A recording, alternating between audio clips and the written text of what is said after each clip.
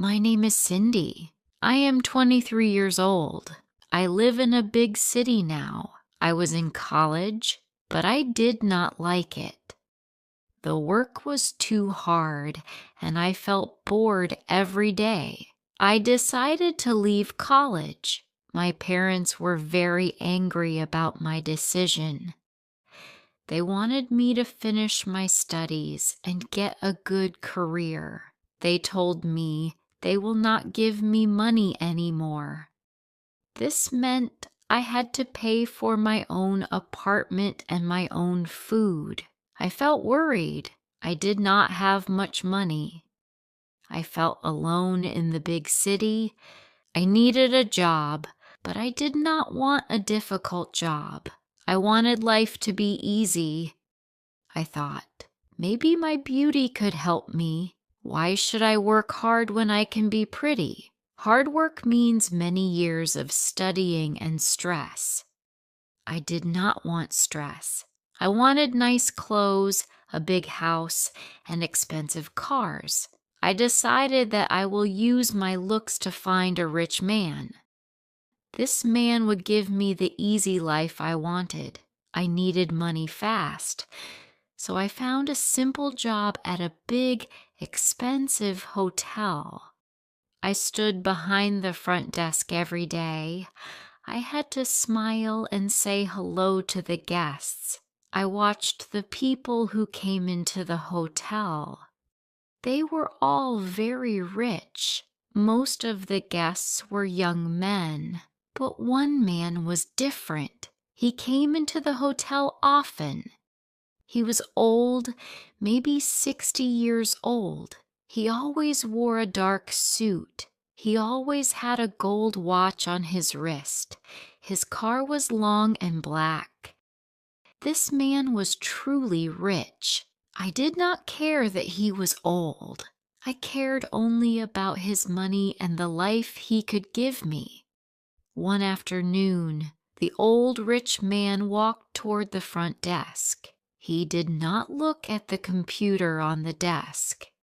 He looked only at me. This was my big chance. I stood up and fixed my hair. I wanted him to see my beauty. I knew the old man was interested in me. I had read about men like him. They liked pretty young girls. They had money, and they liked to spend it on women who pleased them. The rich man's name was David. He came closer to the front desk. He said, "You are very pretty." I smiled. I began to flirt with him right away. I told him that I only liked men who were strong, smart, and successful in business. David did not talk much, but he kept looking at my face. He put his hand into his coat pocket and pulled out a white card. The card had his name and phone number on it. He put the card on the desk and said, "Come to my house tonight. I want to talk to you more." My heart beat fast. I felt excited, but I also felt strange. I did not feel any love for David, but I thought about the money he had. I picked up the card from the desk. I looked at David and said, "Yes, I will certainly come to your house tonight." I went to David's house that night. His house was very big. Every room was full of expensive things. David smiled at me. He asked me if I wanted a drink, and I said yes. I sat there looking at the luxury. David returned with 2 drinks. He sat very close to me on the sofa. He picked up a small box from the table. He opened it. Inside the box was a shiny silver necklace. It looked very expensive. David said, "This is for you, Cindy." I felt so happy. I took the necklace from the box and put it around my neck. I said, "Thank you, David." I felt like a very rich woman. Later, David kissed me. When he touched me, I felt strange. His skin felt old and dry, but I closed my eyes and focused only on the gift he gave me. I spent the night with him in his bed. He told me that I made him feel young again, but I did not care about his feelings. The next morning, I woke up in the big bedroom. I did not want to go back to the small hotel job. I thought, I must stay here. I will be David's wife. Then this house and this money will be mine forever. I walked to David. I said, David, I want to talk to you about us. David looked at my face. I said, I want to be your woman. I do not want to leave this house. I want to be your wife. I want to stay with you always. David began to laugh. He laughed like I had told him a funny joke. I felt confused. Why was he laughing at me? David stopped laughing and looked at me with cold eyes. He said, Cindy, you are a very pretty girl, but you must not dream so big. You must understand your place. You had a nice night here. That is all. I felt ashamed. His words hurt me.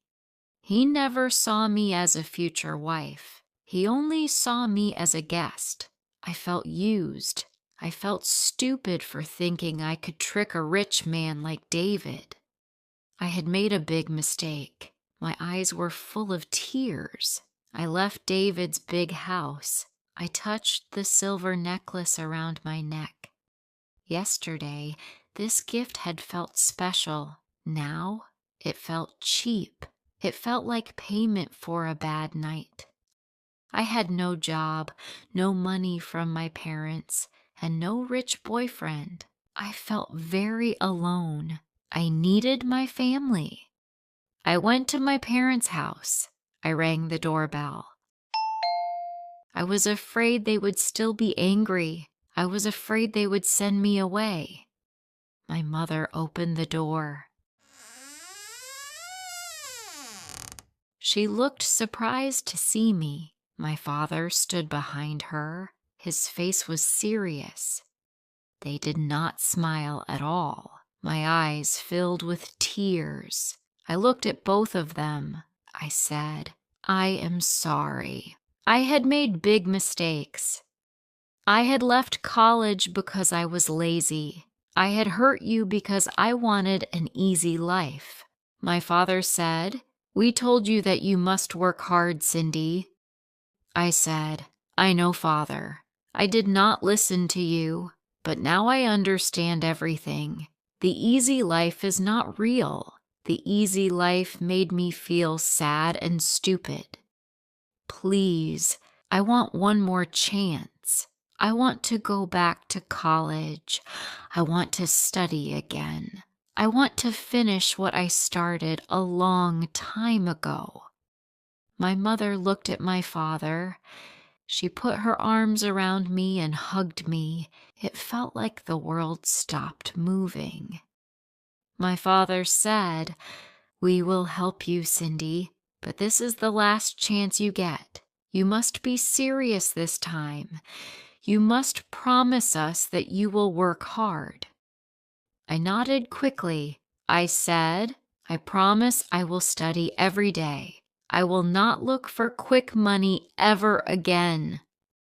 They let me come inside the house. The house felt safe. I went back to college. It felt strange at first. I had missed many weeks of lessons.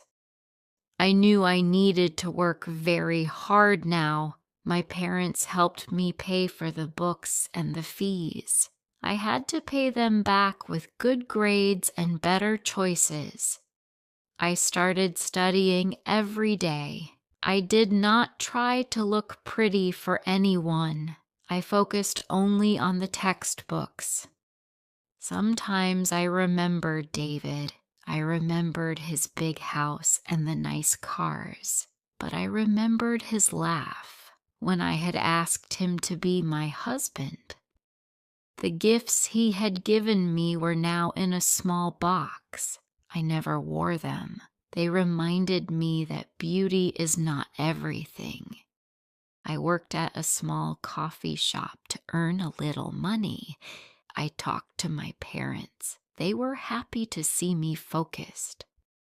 They knew I had changed. I did not need a man to save me. I worked hard to become a strong woman.